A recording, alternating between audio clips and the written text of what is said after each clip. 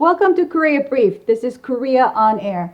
This is Professor Andrei Lankov. How do I pronounce your name? Lankov? Basically, well, it's your choice. Do as you like, but it's quite okay. Lankov, and any matter. Lankov. Doesn't matter really. Lankov. Yes. So you went to Leningrad National University. Yes.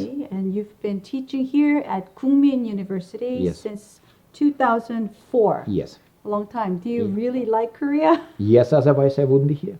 And you speak Korean, Chinese, English, and Russian? Yes, Chinese so-so. I read Chinese. I don't speak it really. I speak Korean, English, and Russian. Wow. I envy you. And you also was a exchange student in North Korea. Yeah, for a year in the mid-80s. And since then I visited a number of times. My last trip to North Korea, long trip, was last year. Last year? Yes. Oh, what was that for? Just formally, technically, it was just private visit, but I had opportunity to travel a lot, to talk to many people. So. Okay. So you have a good relationship with people inside North Korea? Not really, because sometimes they like me, sometimes they don't. My understanding is that currently I'm blacklisted, but it's not the first time in my life and probably not the last. For a few years, probably I will not be allowed. But then maybe it will change. I see. Why were you blacklisted? I wouldn't go into details. Just wanted Frankly, to know. I sort of know what they believe, and I know that what they believe is not true, but, well, it's their choice. Anyway, yeah. All right. Well, you've been studying North Korea, and I, as a journalist, have talked to you many times in the past decade. But first of all, everyone's wondering about this denuclearization negotiations. Oh. I mean, between North Korea and the U.S., is this standstill going to go on for a while, or what's your outlook on it? To start with, when everybody says denuclearization, I cannot help but start laughing. Laughing. Absolutely. Do you believe that North Korea is run by idiots who are dreaming about committing suicide?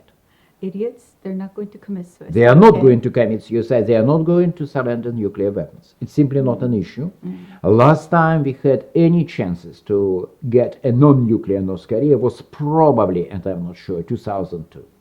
2002. Yes, second nuclear crisis, when they admitted the existence of the uranium enrichment program. After that, no chances. They're nuclear. And what is the major goal of negotiations? Well, from the North Korean point of view, first of all, they see Donald Trump as a threat and opportunity. They see Trump as a threat and opportunity. Okay. On one hand, he's an unusually dangerous American president. He is believed to be slightly irrational and unpredictable. Right or wrong, I'm not sure, but it's how he positions himself, and this is how he is seen. So he is seen as an American president who can theoretically authorize a military strike against North Korea. Right. Because for many decades, it has been an assumption that Americans would never, ever strike first, because North Korea will strike back at Seoul. And people believe that Donald Trump doesn't care much about survival of the city of Seoul. So he is probably a person who can authorize a strike, so he is a threat. Especially, he looked dangerous in 2017. Now, it's increasingly likely that back then, the US president was bluffing. But back in 2017, even if it was indeed a bluff, it was pretty much it looked really Yes, I remember dangerous. that, 2017. Yes, yeah. It was dangerous. So he is a threat. It did look dangerous. Now it's increasingly likely, judging by what we have eventually learned, that he was bluffing, but he was quite good. A good play, a good show. Yes, he is a showman after all. And on the other hand, he's an opportunity because he is a president who might accept the obvious. That is, that North Korea is a nuclear state. So the only way is not to, pursue the impossible goal of denuclearization, but make some arms control deal. Of course, he's not going to say it explicitly.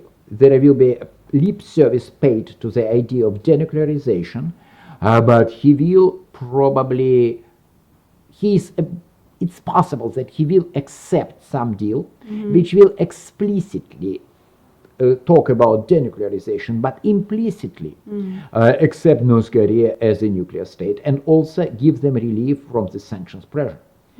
So this is the actual goal of the North Koreans doing negotiations with the United States. First, they want to win time. They want to make sure that Donald, the dangerous Trump, will not authorize a military strike against their nuclear facilities. On the other hand, they still hope to make some agreement with him, agreement which will be probably more favorable for them than any agreement they can realistically get from any conventional, normal American president. So talks are happening. Problem is, from their point of view, Americans are not making enough concessions.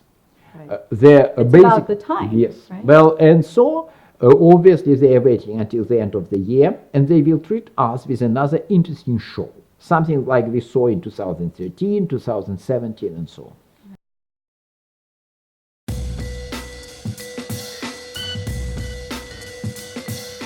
So you pretty much outlined what is in President Trump's mind, but the world is interested in what Kim Jong-un is thinking. We saw him on a white horse. Did you see that? Yes, yes. He loves that white horse, and he climbs on the Mount Pektu. Yes, symbolism, because North Korean people have been told for decades that Mount Pektu is a place where the grandfather of the current leader was riding a white horse fighting the Japanese. It's a complete lie. His father never wrote.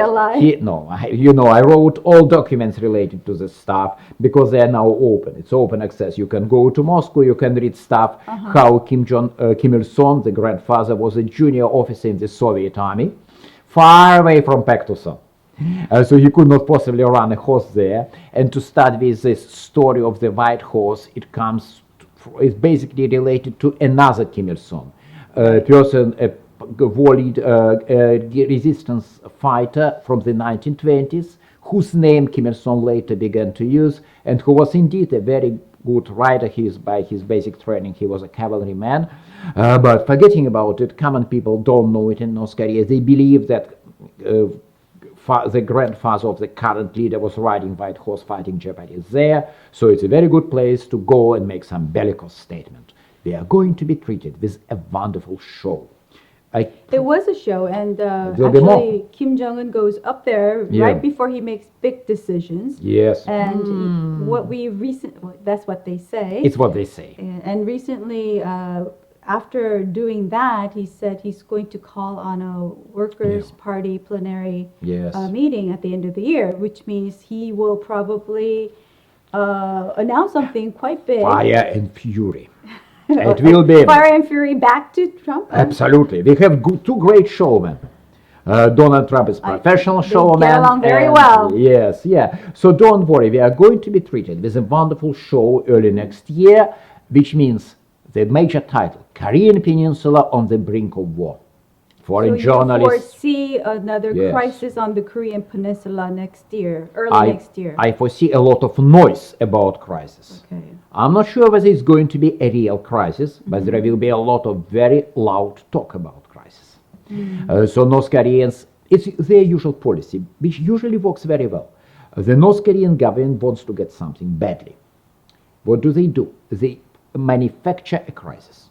They create a tension. Sometimes they shoot a couple of missiles, they torpedo a ship, they send a couple of commander squads, but very often it's just rhetoric, just words. You remember 2013 when the North Koreans officially said that Korean Peninsula is on the brink of war, when they officially advised foreigners to leave Seoul within 1 week. I remember that. Because Seoul is going to be maybe nuked, maybe just, And their credulous Western journalists came here in droves to report on a conflict, which was not going to happen, which was not happening. So we're going to see something like that. I already warned my students, foreign students, that they will probably spend January pacifying their parents, explaining to them that nothing special is happening, no matter what the world media is going to talk about. So what is at stake right now? At this point, President Trump doesn't have time. he's got all these Yeah. issues back home. North Korea wants an answer by the end of the year. So you don't think that's going to happen No. before the end of, No, of end course of the not. year? They want Americans, as I have said, they want, Donald Trump is both a threat and opportunity. On one hand, they don't want him to authorize a military operation. But having seen what happened in the Middle East, they probably have realized that Donald Trump is a lot of tough talk, but not much tough action. So probably they are less afraid of him than, say, 2 years ago, but still afraid. But their major goal is to push him to the negotiation table. They need, at best, some implicit admission of their nuclear status. At least they need sanctions to be seriously eased. And they want to get a deal on sanctions before Donald Trump will be completely paralyzed by the impeachment and especially by the elections. So because he is not rushing with presence, they are going to create a crisis in hope that it will start damaging his re-election chances, it will attract too much attention, so he will be willing to give them something. They want him back to the negotiation table. And now, because other measures didn't work, they want to blackmail him into negotiations. Right. So where does South Korea stand in all this? You know, there are Nowhere. concerns within South Korea as well that there's not much say in this denuclearization process from South Korea, as much as we want to think that we have an important role in it. You don't? But how do you okay, you don't. Okay, that's You a very don't? clear answer. You don't have any role? Because right now, for the North Koreans, what is South Korea? It has two important roles. First of all, sometimes it can be a useful messenger to deliver something to the United States. But now they don't need messengers. And second, it's a cash cow. Because South Korea is probably the only country in the world which is willing, if political situation is right, to shower North Korea with money.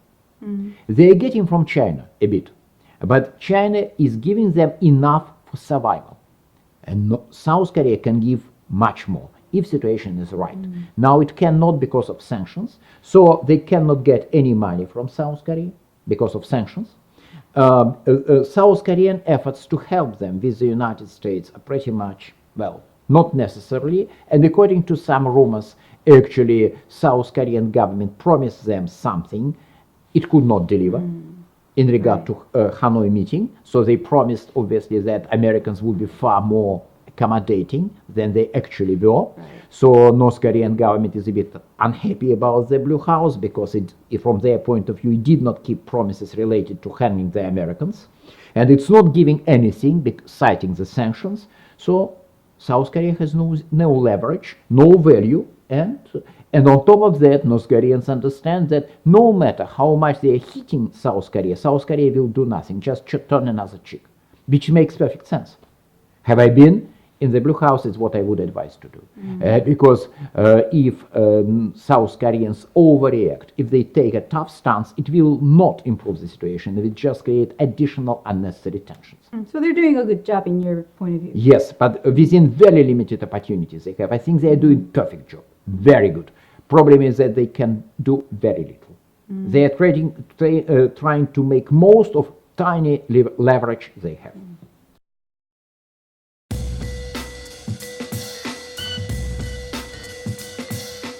What you just said was quite interesting. You said China is helping North Korea just enough to survive. Is that strategic? Yes, of course. It's their usual line. China doesn't like North Korea. Has never really? liked. No, who did like North Korea? You know, I was growing in the Soviet Union of the 1980s when everybody disliked North Korea. Why? Because it was a crazy Stalinist dictatorship which was making fun of itself. It's basically what I was taught in the middle school. How about now? Has the perception changed? Yes, to some extent. You have a small number of Russians who are sympathetic because they are nostalgic for the communist past, and they believe wrongly that North Korea is an island, surviving island of the Soviet-style socialism. It's not the case, but they don't know it. And you have another a significant number of people who are sympathetic towards North Korea because North Korea is anti-American. And anti-American feelings are unusually strong in Russia now, much stronger than the Soviet days. So we have the logic, enemy of our enemy is our friend.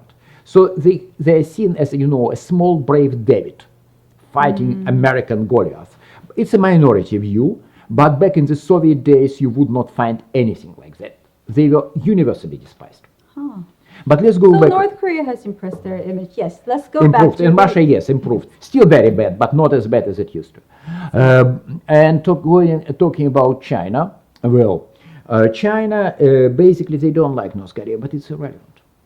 People... They don't like North Korea, but what? It's irrelevant. Irrelevant. People tend to talk so much about chemistry. You remember, President Park Geun-hye tried very hard to have good chemistry with the Chinese leaders. And then third issue came. Did it work? Of course not. Because any responsible leader of any major country, he might have some personal feelings, but it's pretty much irrelevant. I see. Because if you manage to get that high, if you don't know how to control your feeling, you don't get that high.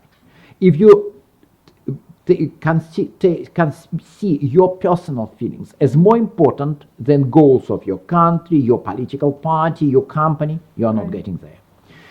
So these people, on personal level, Xi Jinping probably strongly dislikes Kim Jong-un. There are a lot of indicators that it's really the case. For example? Well, there are at least persistent rumors and some stories. And after all, for a long time, North Koreans were biting China, provoking China. Look, when Chan Son-hak was arrested, why did they say that when they made all these accusations against him, they openly said that he was sending out a country to China. They didn't say China, they said a big country nearby. Yes, you understood. But then again, we saw images of Xi Jinping and Kim Jong-un taking a walk at a beach, and he visits North Korea. What is that then? Yes, because it doesn't matter. I was a bit surprised when North Korea was so provocative towards China and vice versa. And China, of course, China was offended, but it's irrelevant now because from the Chinese point of view, North Korea is a vital buffer zone. Second, for a while, China was cooperating with the Americans on North Korean issue for about a year, 10 months or so. With 2017 up to, say, spring 2018. And then they returned. No more. Not anymore, of course not. They just went back to what has been their position for decades. That is, North Koreans are probably a nasty place, North Korea. We don't like them, but it's irrelevant. We would much prefer to have North Korea as a separate state, as a buffer zone, to keep American forces further away from our borders. We don't want to have a unified Korea which will be a nationalistic democracy, and they probably will make claims or territorial claims to China. When the Korean nationalists publish 500 pages volumes, Manchuria is our land, when the Korean parliament votes for resolutions which essentially demanding claiming some large chunks of Chinese territory, claiming it's ancient Korean land, well, of course, Chinese pay attention. Okay. And they want buffer zone, they want division, they want stability. They don't like Kim Jong-un, they don't like a nuclear program, but it's secondary. So now they made a decision to go back to what has been their line for maybe 20 years, from, say, around 2000. They are providing North Korea with aid. Obviously, in some cases, they're providing North Korea with aid, largely grain, foodstuff, fuel. In some cases, it's done in violation of the existing UN sanctions. Absolutely. Right. But they believe that they need to keep North Korea afloat. At the same time, they need to keep North Korea stable. Basically. Yes, because if there is a famine, they are not certain about political stability. So they are pumping some aid into North Korea. This is what they are doing. But they are not going to spend a fortune on basically, providing for the North Korean government with opportunities to dramatically developed economy. It's not what they want. Recently, North Korea called Japanese Prime Minister Abe imbecile and political dwarf. What does that mean? Political dwarf. It's just a North Korean way of conducting polite negotiations. Polite negotiations. You remember they called Donald Trump dotard, did they? That's it's a quite word. normal. That was quite popular word. After that, we were looking up in the dictionary. What is dotard? But anyway, yes. So basically, it's how they talk. Problem is Japan is pretty useless for them right now. Japanese people are talking about Japan paying large compensation for the colonial period. So that's what Japan has in mind, large compensation. Yes, but it's politically impossible right now and in the foreseeable future. We have abductees issue which is unsolved and probably unsolvable anytime soon. Why? Because North Koreans return some abductees. They probably still have some Japanese whom they have kidnapped. Problem is that the Japanese NGOs, not so much government, but NGOs, they have a lengthy list of abductees. It includes everybody who has gone missing near the sea over the last half a century, essentially. And even if North Koreans return all Japanese they really have kidnapped, the Japanese public will not believe that they have nobody else. So it all comes down to a trust issue. Yes, and honestly, they have worked very hard to make sure that nobody will trust them, to be honest. So, as a result, abductee issue cannot be solved anytime soon. And on top of that, because of sanctions, Japan cannot deliver this large compensation. And we are talking about large amount, 5, 10, 15 billion US dollars. So most likely, well, Japan is useless. So it's okay to be a bit provocative and offensive. To a certain extent, I almost think that North Korea is enjoying the fact that Japan is almost even more fearful of North Korean missile tests and nuclear tests than South Korea themselves.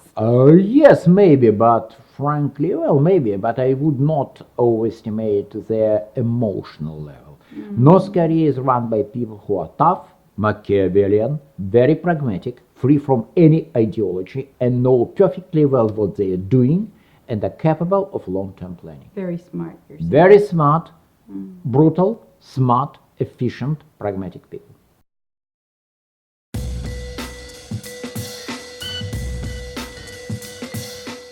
If so, then, is North Korea genuine about their talks and promises with President Trump about the moratorium? Are they really going to give up their nuclear program? Of course not, exactly because they are smart, pragmatic, realistic, Machiavellian. And they know that if they surrender nuclear weapons, they will become defenseless. They basically saw what happened to Libya, to Gaddafi regime in Libya, because Gaddafi was given exactly the same proposal they are dealing with. And he surrendered nuclear weapons, then a revolution began. Western countries said that they were going to protect the common people from being slaughtered, which is true. He was going to slaughter people. He could not use his air superiority. He lost. He was killed. It was not a pretty ending. Oh, yes, absolutely. And it's, I would say, extremely naive to believe that any strongman in the world, after the fate, having seen the fate of Gaddafi, would believe American promises. And we have to keep Saddam in mind too, what happened in Iraq, and we have to keep in mind that Donald Trump's treatment of the Iranian deal demonstrated that once you have regime change in Washington, the new government, Republican or Democrat, is likely to deny, to basically discard all agreements made by the previous administration. So what's the best that North Korea could expect from the United States in this negotiations process? Right now, maybe not much. They just want to have sanctions relieved. In the long run, their goal is clear. They want to have implicit recognition as a nuclear power, pretty much like Israel, India, and Pakistan. And they are probably willing to negotiate arms control deal, not denuclearization. So if they are given enough money and enough political concessions, probably they will freeze their nuclear program, but not much more, not much more. But an arms control deal, do you think that is acceptable in the international community? Who cares? Is it acceptable that December is cold? Are you going to accept that summer will probably come in the middle of the next year? Nobody cares. It's a fact. It doesn't matter what is going to be said in Washington or London or Moscow or Beijing or any place. They are a nuclear power. And no parliament in the world can abolish the laws of nuclear physics. And ballistics, by the way. Wow. So, it's not acceptable? Tough luck. You can say that the change of, seasons is not acceptable for you. Or you have some problems with the law of gravitation. Well, I see. Very tough on this issue. Well, thank you very much. Yes, thank you. Professor Lankov, for joining us.